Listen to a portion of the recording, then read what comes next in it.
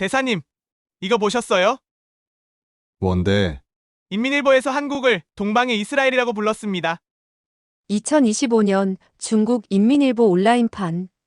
전 세계 13억 명이 읽는 매체입니다. 이곳에 올라온 칼럼 하나가 국제사회를 술렁이게 만들었어요. 제목은 이랬습니다. 한국은 진정한 동방의 이스라엘이다. 중국이 한국을 이스라엘에 비유했습니다. 공산당 기관지나 다름없는 매체에서 나온 말이었죠. 외신 기자들은 화면을 캡처하기 바빴고 소셜미디어는 순식간에 이 기사로 도배됐어요. 중국이 한국을 인정했다. 동방의 이스라엘이라니 이건 엄청난 칭찬이다.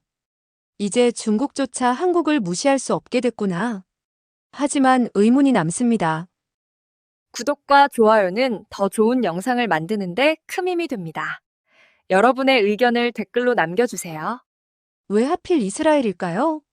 그리고 왜 중국은 늘 한국을 견제하던 그들이 이런 표현을 썼을까요? 이스라엘.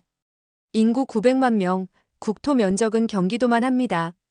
하지만 세계 군사력 18위, 1인당 GDP 5만 달러가 넘는 선진국이죠. 사방이 적으로 둘러싸인 나라지만 기술과 혁신으로 살아남았습니다.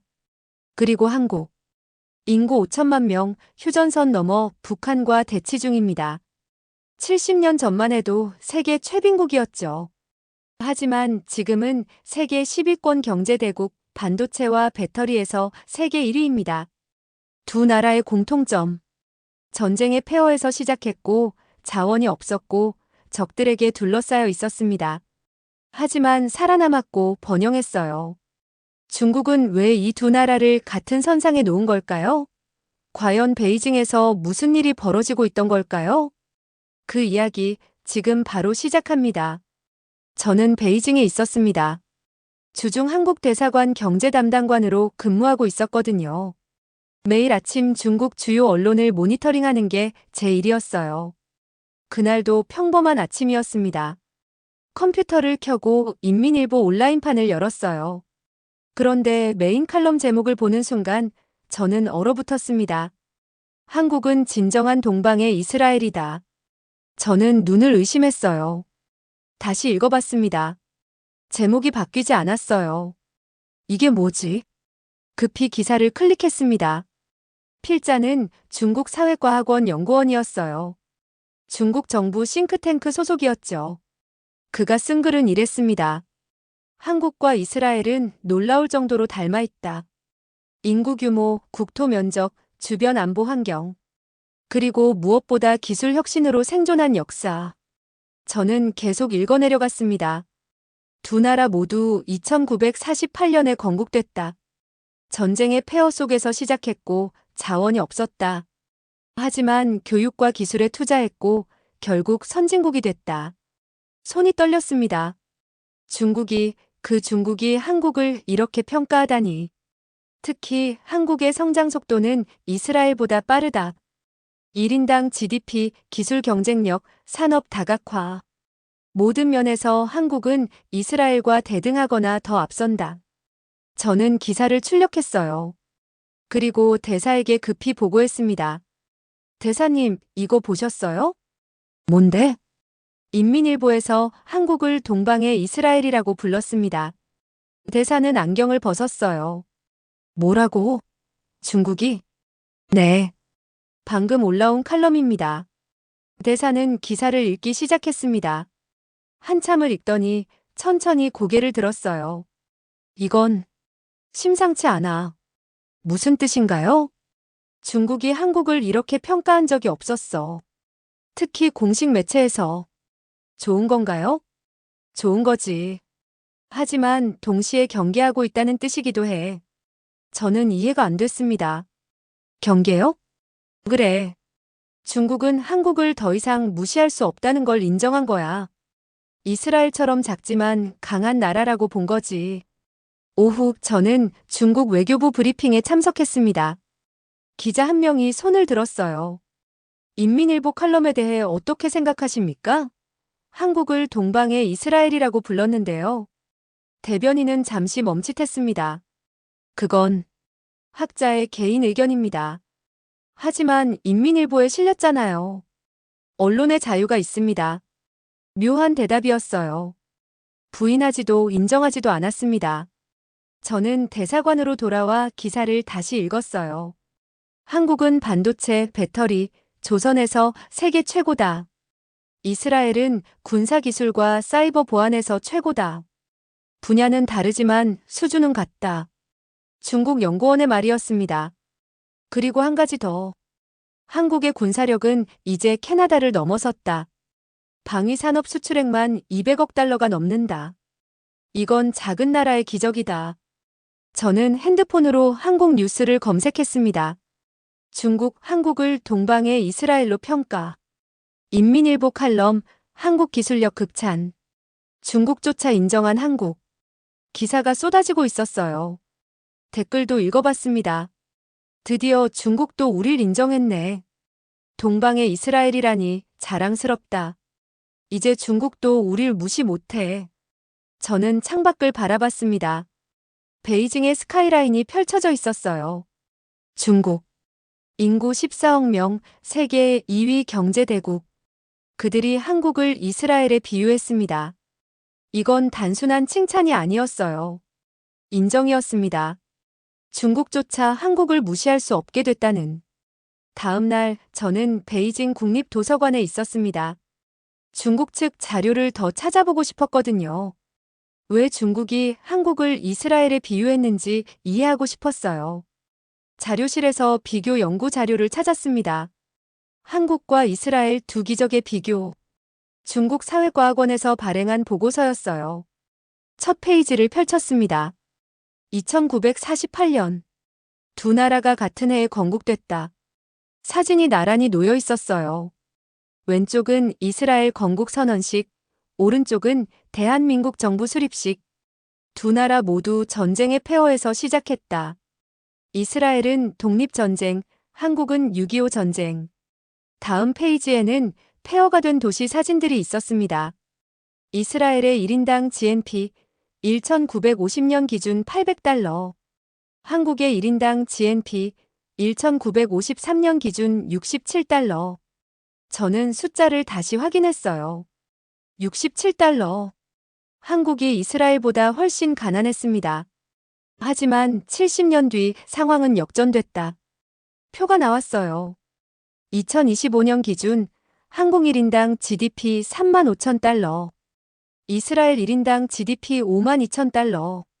숫자만 보면 이스라엘이 앞섰습니다. 하지만 다음 문장이 중요했어요. 그러나 물가를 고려한 실질 구매력 지수로 보면 한국이 더 높다. 한국인의 실질 생활 수준은 이스라엘과 대등하거나 더 높다. 저는 계속 읽어내려갔습니다. 더 놀라운 건 속도다.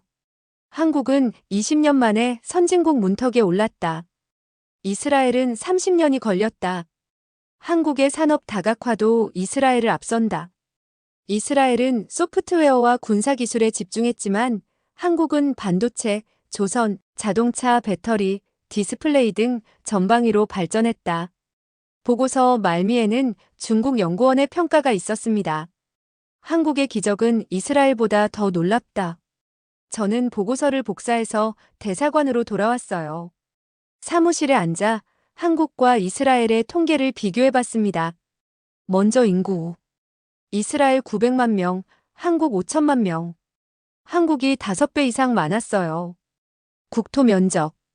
이스라엘 2만 평방킬로미터, 한국 10만 평방킬로미터. 한국이 5배 컸습니다. GDP 총액. 이스라엘 5천억 달러, 한국 1조 7천억 달러. 한국이 3배 이상이었어요. 하지만 가장 놀라운 건 따로 있었습니다. 수출액. 이스라엘 1,000억 달러, 한국 6천억 달러. 한국이 6배였습니다. 한국이 이렇게까지.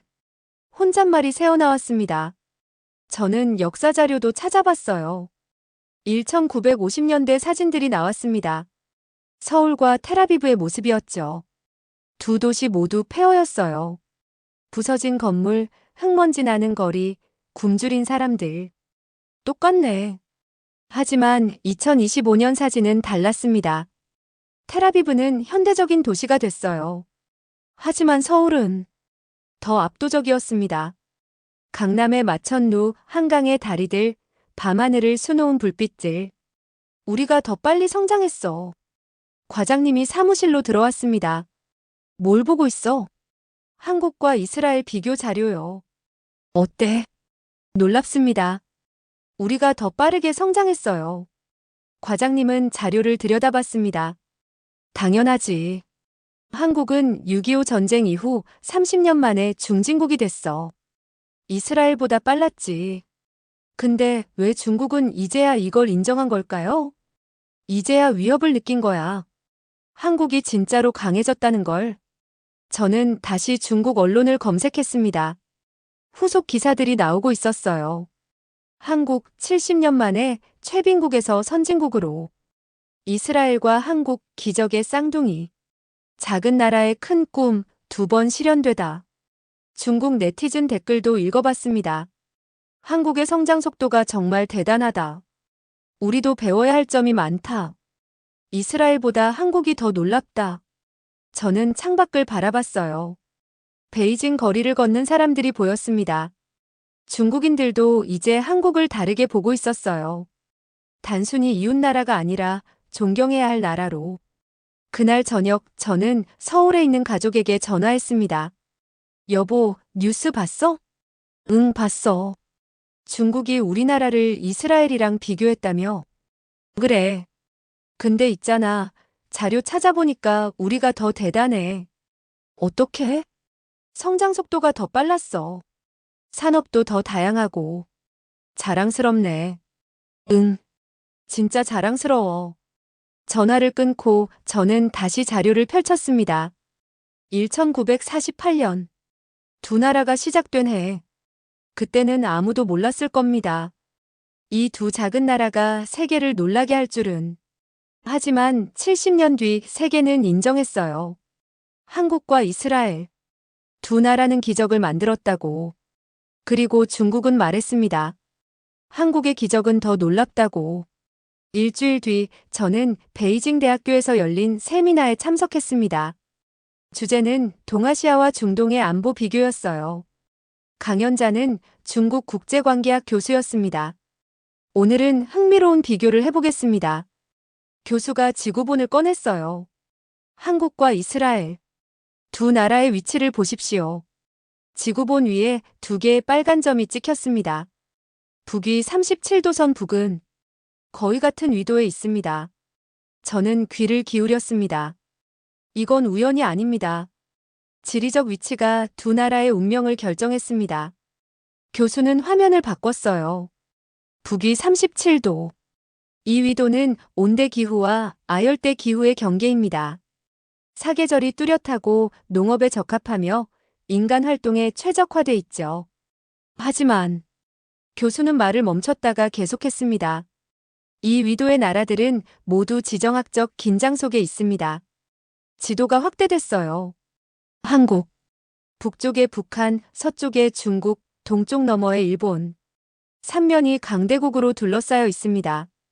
이스라엘, 북쪽에 레바논과 시리아, 동쪽에 요르단, 남쪽에 이집트. 사방이 적대국입니다. 청중들이 고개를 끄덕였습니다. 두 나라 모두 휴전선을 갖고 있습니다. 한국에는 비무장지대, 이스라엘에는 가자 지구와 서한 지구. 그리고 두 나라 모두 강제 징병제를 실시합니다. 생존을 위해서죠. 저는 메모를 시작했어요. 흥미로운 건 결과입니다. 교수가 다음 슬라이드를 보여줬습니다. 같은 조건, 다른 결과. 화면에 통계가 나타났습니다. 이스라엘 GDP 성장률 연평균 3%. 한국 GDP 성장률 연평균 5%. 이스라엘 수출 의존도 30%. 한국 수출 의존도 45%. 이스라엘 제조업 비중 15%. 한국 제조업 비중 30%. 교수는 잠시 멈췄습니다. 결론은 명확합니다. 한국이 더 빠르게, 더 강하게 성장했습니다. 청중 한 명이 손을 들었어요. 왜 그렇게 된 겁니까? 전략의 차이입니다. 이스라엘은 군사와 기술에 집중했습니다. 하지만 한국은 제조업 전체를 육성했죠. 구체적으로요? 이스라엘은 소프트웨어, 사이버 보안, 군사기술에 강합니다. 하지만 한국은 반도체, 자동차, 조선, 배터리, 디스플레이 모든 분야에서 강합니다. 저는 고개를 끄덕였습니다. 세미나가 끝나고 저는 교수에게 다가갔어요. 교수님, 질문이 있습니다. 말씀하세요. 같은 위도, 같은 조건인데 왜 한국이 더 성공했다고 보십니까? 교수는 잠시 생각했습니다. 인구와 시장입니다. 인구요? 이스라엘은 1,000만 명이 안 됩니다. 내수 시장이 작죠. 하지만 한국은 5천만 명입니다. 내수 시장이 크고 그걸 기반으로 수출도 할 수 있었어요. 그것만으로 설명이 되나요? 물론 그것만은 아닙니다. 문화적 차이도 있죠. 어떤 차이요? 한국인의 교육열입니다. 대학 진학률이 70%가 넘잖아요. 이스라엘은 50% 정도고요. 저는 고개를 끄덕였습니다. 대사관으로 돌아와 저는 더 자세한 비교 자료를 찾아봤어요. 기후 조건. 한국 사계절 뚜렷, 연평균 기온 12도. 이스라엘 사계절 뚜렷, 연평균 기온 18도. 비슷했습니다. 안보 환경. 한국 북한과 대치, 주변 강대국 견제. 이스라엘 아랍 국가들과 대치, 테러 위협. 이것도 비슷했어요. 자원. 한국 자원 빈국, 수입 의존. 이스라엘 자원 빈국, 수입 의존. 똑같았습니다. 하지만 결과는 달랐어요. 경제 규모. 한국이 3배 이상 컸습니다. 수출액. 한국이 6배 많았어요. 제조업 경쟁력. 한국이 압도적이었습니다. 왜 우리가 더 잘했을까? 저는 곰곰이 생각했습니다. 그러다 한 가지 깨달았어요. 전략. 이스라엘은 생존에 집중했습니다. 군사력을 키우고 방어에 힘썼죠. 하지만 한국은 달랐어요. 생존을 넘어 번영을 추구했습니다. 경제 발전, 수출 확대, 기술 혁신. 방어만 하는 게 아니라 공격적으로 나아갔어요. 저는 과장님에게 보고서를 보여드렸습니다. 이거 보세요. 같은 위도, 같은 조건인데 결과가 이렇게 다릅니다. 흥미롭네. 중국은 이걸 어떻게 볼까? 교수 말로는 한국이 더 성공했대요. 그럴만도 하지. 우리가 규모도 크고 다양하니까. 근데 신기한 게 이스라엘은 미국의 지원을 엄청 받았거든요. 근데 우리는 스스로 일어섰잖아요. 맞아. 그게 더 대단한 거지. 저는 창밖을 바라봤습니다. 베이징의 하늘이 보였어요. 북위 37도. 한국과 이스라엘이 공유한 운명의 선. 같은 조건에서 시작했지만 결과는 달랐습니다. 한국이 더 빠르게, 더 강하게 성장했어요. 중국도 그걸 인정했습니다. 한국의 기적은 이스라엘보다 더 놀랍다고. 며칠 뒤 저는 중국 군사 전문 매체 기사를 발견했습니다. 한국 방위 산업의 놀라운 성장. 제목부터 눈길을 끌었어요. 기사를 클릭했습니다. 한국의 방위 산업 수출액이 200억 달러를 돌파했다. 이는 세계 4위 수준이다. 저는 숫자를 다시 확인했습니다. 200억 달러. 하나로 25조 원이 넘는 규모였어요. 특히 주목할 점은 한국이 이스라엘과 다른 길을 걸었다는 것이다. 이스라엘은 군사기술로 유명하지만 한국은 먼저 민간기술을 키웠다. 기사는 계속됐습니다. 한국은 반도체, 조선, 자동차로 시작했다. 그리고 그 기술을 군사 분야로 확장했다. 반면 이스라엘은 처음부터 군사기술에 집중했다. 저는 과장님에게 기사를 보여드렸습니다. 이거 보세요. 중국이 우리 방산을 평가하고 있어요. 오, 200억 달러라고? 진짜 대단하네. 이스라엘이랑 비교하면서 우리가 다른 전략을 썼다고 하네요. 맞아. 우리는 민간 기술로 시작했지. 과장님은 자료를 꺼냈어요. 봐봐. K9 자주포, 천무 다연장 로켓, KF-21 전투기. 이게 다 민간 기술에서 나온 거야. 어떻게요? 조선 기술이 잠수함으로, 자동차 기술이 장갑차로, 반도체 기술이 유도 미사일로 발전한 거지. 저는 감탄했습니다. 그럼 이스라엘은요? 이스라엘은 처음부터 군사 기술에 올인했어. 아이언돔 같은 방공 시스템, 사이버 보안 기술. 이런 걸로 유명하지. 그게 나쁜 건가요? 나쁜 건 아니야. 하지만 한계가 있어. 군사 시장은 작거든. 민간 시장이 훨씬 커. 저는 고개를 끄덕였습니다. 다음 날 저는 중국 국방대학 교수와 만났습니다. 대사관이 주선한 면담이었어요. 한국 군사력에 대해 어떻게 평가하십니까? 교수는 잠시 생각했습니다. 놀랍습니다. 10년 전만 해도 한국은 군사 강국이 아니었어요. 하지만 지금은 다릅니다. 어떤 점에서요? 종합전력입니다. 육해 공군 모두 첨단화됐어요. 교수는 자료를 펼쳤습니다. 한국 해군의 이지스함, 공군의 KF-21, 육군의 K2 전차. 모두 세계 최고 수준입니다. 이스라엘과 비교하면요? 분야가 다릅니다. 이스라엘은 방공과 정보 분야에서 강해요. 하지만 한국은 재래식 전력에서 압도적이죠. 그럼 누가 더 강합니까? 교수는 웃었습니다. 비교하기 어렵습니다. 싸우는 방식이 다르니까요. 하지만 한 가지 확실한 건 한국의 군사력이 이제 캐나다를 넘어섰다는 겁니다. 캐나다요? 네. 글로벌 파이어파워 순위에서 한국이 6위, 캐나다가 23위입니다. 저는 놀랐습니다. 그 정도인가요? 그 정도죠. 그리고 한국은 계속 성장하고 있어요. 대사관으로 돌아와 저는 군사력 비교 자료를 찾아봤습니다. 한국 군사력 순위 세계 6위, 이스라엘 군사력 순위 세계 18위. 한국이 훨씬 높았어요. 방위산업 수출액도 비교했습니다. 한국 200억 달러, 이스라엘 130억 달러. 한국이 더 많았습니다. 우리가 언제 이렇게 강해졌지? 혼잣말이 새어나왔어요. 저는 한국 방산의 역사를 찾아봤습니다. 1970년대 박정희 대통령의 자주 국방 정책, 1980년대 K1 전차와 K9 자주포 개발, 1990년대 율곡 사업으로 군 현대화, 2000년대 이지스함과 잠수함 건조, 2010년대 KF-21 전투기 개발, 50년에 걸친 축적이었습니다. 이스라엘은 미국 지원을 받았지만 우리는 스스로 만들었어. 과장님이 옆에서 말했습니다. 맞아요. 그게 우리의 강점이에요.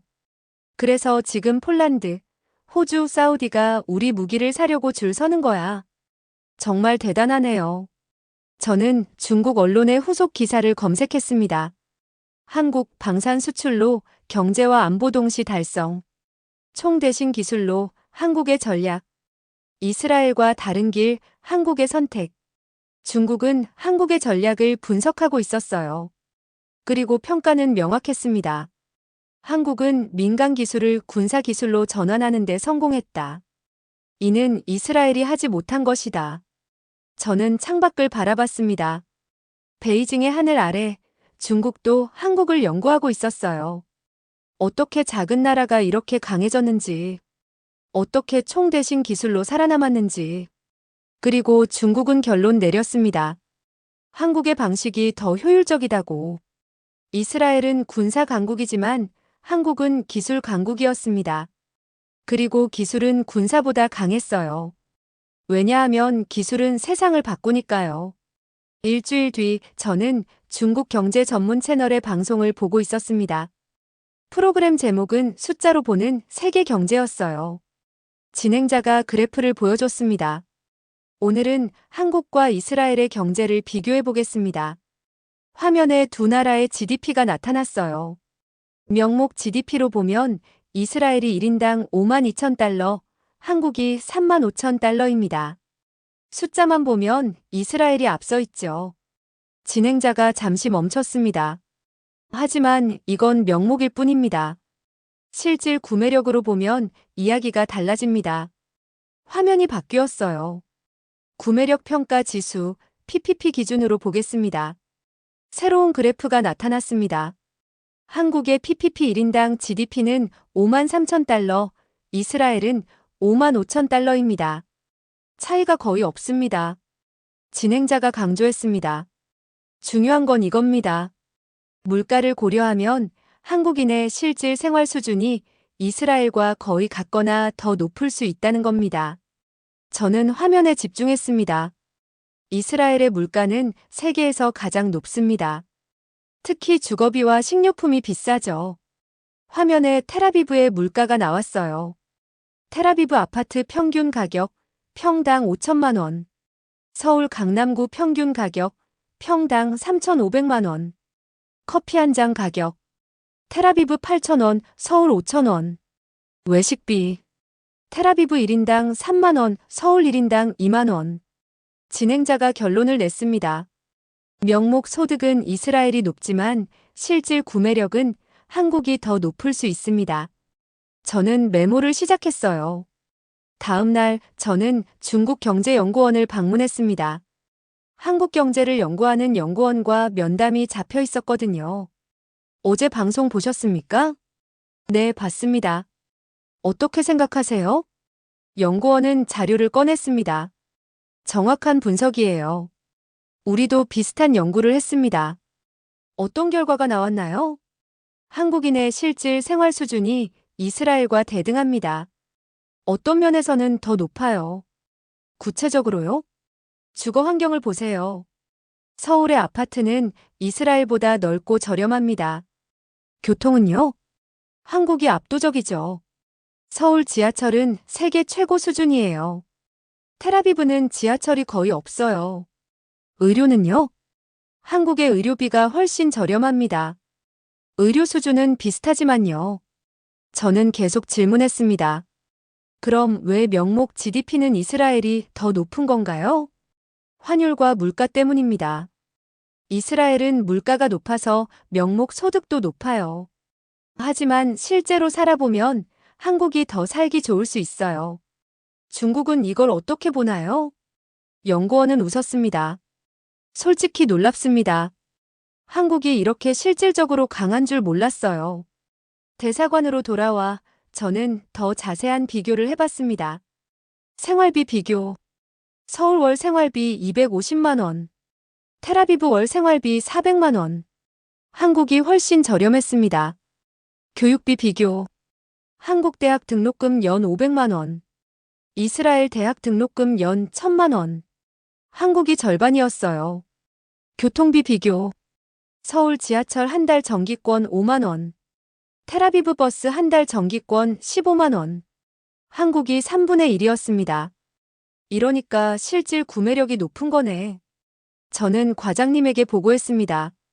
과장님, 중국이 우리를 실질 강국으로 평가하고 있어요. 실질 강국? 네. 명목 GDP는 이스라엘이 높지만 실제 생활 수준은 우리가 더 높다고요. 그럴 만도 하지. 서울이 텔아비브보다 살기 좋으니까. 중국 연구원들도 인정하더라고요.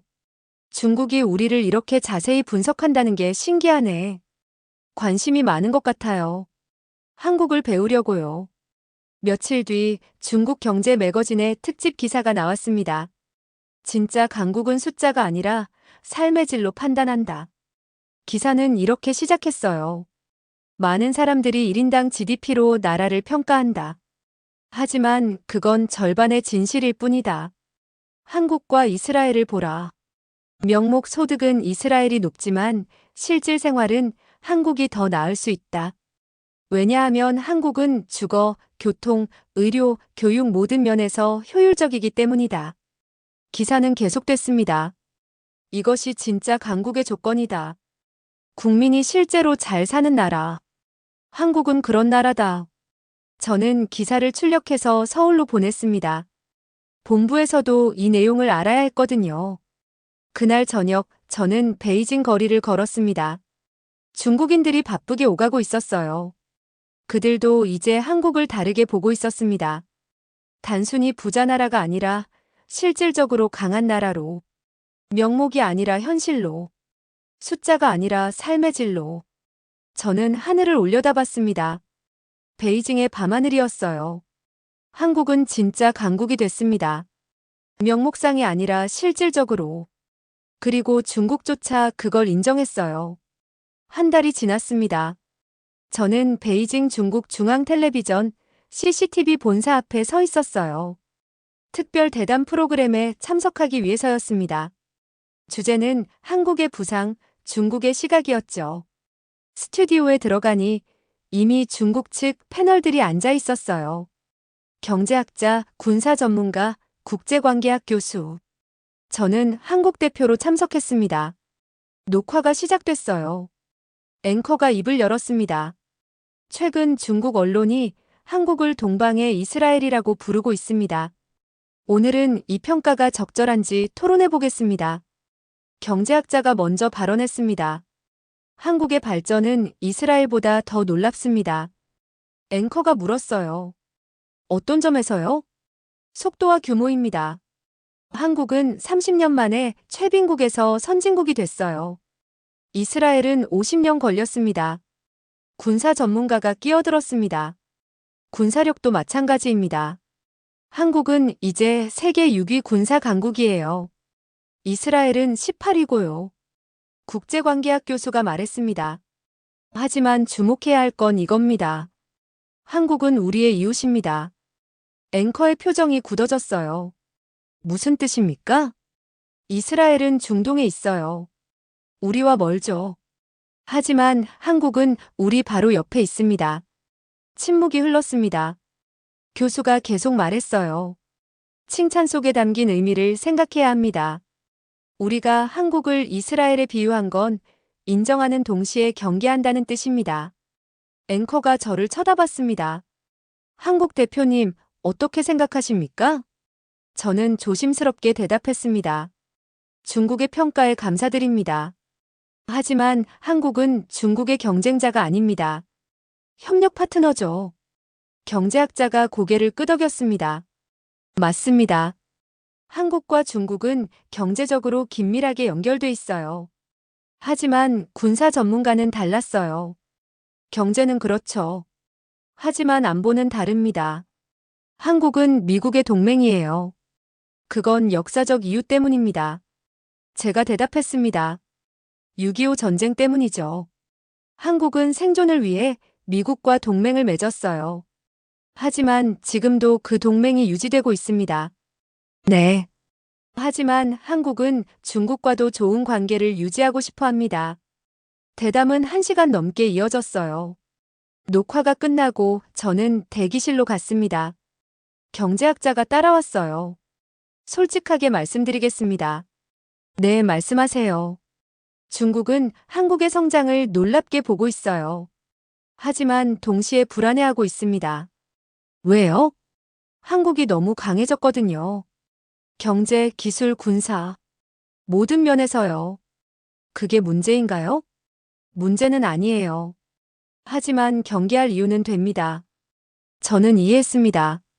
중국이 한국을 경쟁자로 보기 시작했다는 거죠? 네. 과거에는 그냥 이웃이었어요. 하지만 지금은 달라요. 대사관으로 돌아와 저는 대사에게 보고했습니다. 대담에서 느낀 건데요. 중국이 우리를 경계하고 있어요. 당연하지. 우리가 강해졌으니까.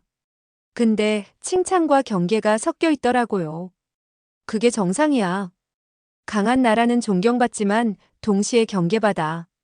복잡하네요. 외교가 원래 그래. 며칠 뒤 중국 외교부 고위 관계자와 비공식 만남이 있었습니다. 저도 배석했어요. 관계자가 말했습니다. 솔직히 중국은 한국의 성장을 예상 못했습니다. 어떤 점에서요? 모든 면에서요. 경제는 물론이고 기술, 문화, 심지어 군사까지. 감사합니다. 감사할 일은 아닙니다. 관계자의 표정이 진지해졌어요. 중국은 한국을 이제 다르게 봐야 한다고 생각합니다. 어떻게요? 단순한 이웃이 아니라 전략적 파트너로요. 그건 좋은 거 아닌가요? 좋은 거죠. 하지만 동시에 조심해야 한다는 뜻이기도 합니다. 저는 그 말의 의미를 곱씹었습니다.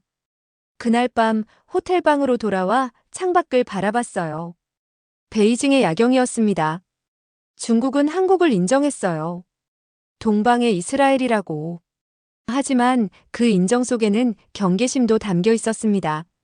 한국이 너무 강해졌다는, 더 이상 무시할 수 없다는, 그리고 조심해야 한다는. 저는 핸드폰으로 한국 뉴스를 검색했습니다. 중국, 한국을 전략적 파트너로 재평가. 동방의 이스라엘, 중국의 칭찬과 경계. 한국의 부상, 중국의 딜레마. 기사 제목들이 상황을 정확히 설명하고 있었습니다. 칭찬과 경계, 인정과 불안, 존경과 긴장. 이 모든 게 섞여 있었어요. 저는 생각했습니다. 한국이 강해진다는 건 이런 거구나.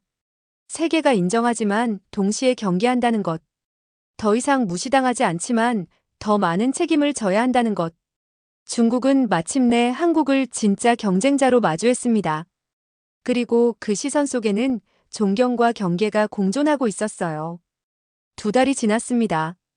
저는 베이징 주재를 마치고 서울로 돌아왔어요. 인천공항에 내리자마자 서울의 스카이라인이 눈에 들어왔습니다. 높이 솟은 빌딩들, 한강을 가로지르는 다리들, 밤하늘을 밝히는 불빛들. 여기가 내 나라구나.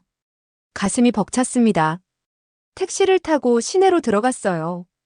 기사님이 말을 걸었습니다. 어디서 오셨어요? 중국 베이징에서요. 아, 거기서 일하셨어요? 네, 대사관에서 근무했습니다. 중국은 어때요? 요즘 우리나라 얘기 많이 하던데. 네, 많이 합니다. 한국을 동방의 이스라엘이라고 부르더라고요. 기사님이 웃었습니다. 그거 봤어요. 뉴스에서. 자랑스럽더라고요. 저도 그래요. 외교부 본부에서 보고회가 열렸습니다. 저는 베이징에서의 경험을 발표했어요. 중국은 한국을 완전히 다르게 보기 시작했습니다. 어떻게요? 장관이 물었습니다. 과거에는 단순한 이웃이었어요. 하지만 지금은 전략적 경쟁자이자 파트너로 봅니다. 그게 좋은 건가요? 양면적입니다. 존중받지만 동시에 경계받고 있어요. 구체적으로 설명해 주세요. 중국 언론은 한국을 이스라엘에 비유했습니다. 작지만 강한 나라, 기술로 생존한 나라라고요. 그리고 하지만 동시에 불안해하고 있습니다. 한국이 너무 빠르게 강해졌다고요. 장관이 고개를 끄덕였습니다. 그럴 만도 하지. 우리가 70년 만에 여기까지 왔으니까. 며칠 뒤 저는 서울 거리를 걸었습니다. 강남역 근처였어요. 사람들이 바쁘게 오가고 있었죠. 카페에 들어가 커피를 주문했습니다. 창가 자리에 앉아 밖을 바라봤어요. 젊은이들이 웃으며 걷고 있었습니다. 외국인 관광객들도 보였죠. 이 나라가 70년 전엔 폐허였는데 믿기지 않았습니다. 핸드폰으로 뉴스를 검색했어요. 한국 글로벌 혁신지수 4위. 한국 방산 수출 200억 달러 돌파. 한국 반도체 세계 시장 점유율 1위. 기사들이 쏟아지고 있었습니다. 그리고 그 중에 하나가 눈에 띄었어요. 중국 언론, 한국과 이스라엘은 동등하다. 하지만 한국의 기적은 더욱 위대하다. 저는 기사를 클릭했습니다. 인민일보 칼럼이었어요. 한국과 이스라엘은 많은 공통점이 있다. 하지만 결정적 차이도 있다. 이스라엘은 미국의 지원을 받았다. 하지만 한국은 스스로 일어섰다. 이스라엘은 소프트웨어와 군사기술에 집중했다. 하지만 한국은 제조업 전반을 육성했다. 이스라엘은 작은 시장에 안주했다. 하지만 한국은 전 세계를 무대로 삼았다. 칼럼은 이렇게 끝났습니다. 한국은 이제 동방의 이스라엘이 아니다. 세계의 기준이다. 저는 커피를 한 모금 마셨습니다. 가슴이 뜨거워졌어요. 그날 저녁 저는 남산타워에 올라갔습니다. 서울 야경을 보고 싶었거든요. 전망대에 서자 서울 전체가 한눈에 들어왔습니다. 강남의 불빛, 한강의 다리들, 북한산의 실루엣. 옆에 외국인 관광객이 서 있었어요. 뷰티풀. 감탄사가 들렸습니다. 저는 그에게 말을 걸었습니다. 어디서 오셨어요? 프랑스요. 파리에서 왔어요. 서울은 어때요? 놀랍습니다. 이렇게 발전한 도시인 줄 몰랐어요. 감사합니다. 한국은 정말 대단한 나라네요. 이스라엘처럼요. 저는 미소를 지었습니다. 이스라엘과 비슷하지만 우리는 우리만의 길을 걸었어요. 그게 느껴집니다. 그는 다시 야경을 바라봤습니다. 저도 함께 바라봤어요. 70년 전 이 자리에는 폐허만 있었습니다. 하지만 지금은 세계가 주목하는 도시가 됐어요. 작은 나라 한국이 만들어낸 기적. 자원도 없고 땅도 좁고 사방이 적으로 둘러싸였지만 교육에 투자하고 기술을 키우고 세계로 나아갔습니다. 그리고 70년 뒤 세계는 인정했어요. 중국조차 감히 부정하지 못했습니다. 한국은 동방의 이스라엘이다. 하지만 이제 우리는 알고 있습니다. 한국은 이스라엘의 복사본이 아니라는 걸. 우리만의 길을 걸어온 나라라는 걸. 그리고 그 길은 더욱 위대했다는 걸. 저는 남산타워를 내려와 집으로 향했습니다. 길을 걸으며 생각했어요. 동방의 이스라엘. 그 이름은 칭찬이었지만 이제는 필요 없었습니다. 왜냐하면 우리에겐 더 좋은 이름이 있으니까요. 대한민국. 그 자체로 충분히 위대한 이름. 세계가 인정하는 이름. 중국조차 경계하는 이름. 저는 하늘을 올려다봤습니다. 서울의 밤하늘에 별이 빛나고 있었어요. 작은 나라의 큰 꿈. 그 꿈은 이루어졌습니다. 여러분, 이 이야기는 우리의 이야기입니다. 70년 전 폐허에서 시작해 지금은 세계가 인정하는 강국이 된 대한민국. 중국조차 우리를 동방의 이스라엘이라 부르며 경외하고 있어요. 하지만 우리는 이스라엘의 복사본이 아닙니다. 우리만의 길을 걸어온 더욱 위대한 기적을 만들어낸 나라입니다. 이 영상이 여러분께 자부심을 드렸다면 댓글로 여러분의 생각을 남겨주세요. 그리고 좋아요와 구독으로 응원해주시면 더 감동적인 이야기로 찾아뵙겠습니다. 다음에는 더 놀라운 대한민국의 이야기로 찾아뵙겠습니다. 대한민국 화이팅! 감사합니다.